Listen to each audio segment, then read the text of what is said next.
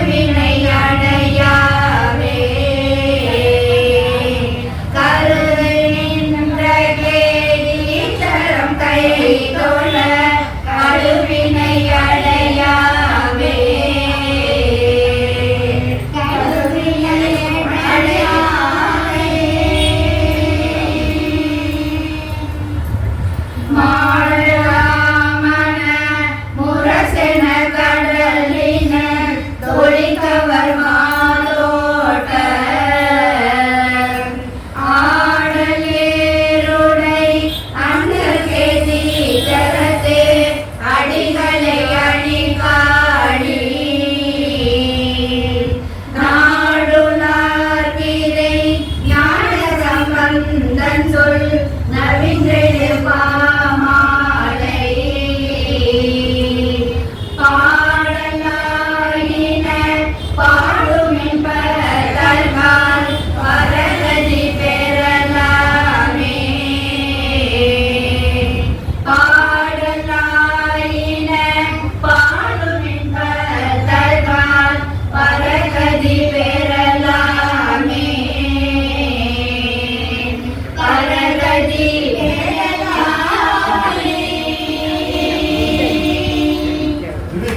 கேதீச்சரம் சொல்லும்போது நம்ம அங்கே ராவணனை பற்றி சொல்கிறாங்க.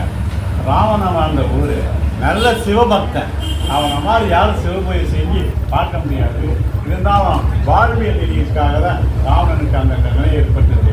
இருந்தாலும் அந்த கேதீஸ்வர பெருமானை சொல்வதற்கு ஞான சம்பந்தர் சொல்லிட்டு பரகதி பெறலாமே. நம்ம பெருமானை எங்கே இருந்தாலும் எப்படி இருந்தாலும் அவன் நினைச்சா அங்கே மறுபெறுவான்னு சொல்லிட்டு பரகதி பெறலாமே என்று சொல்லி அருமையாக முடிச்சாங்க. எவ்வளோ கைத்தல் கொடுப்போம்.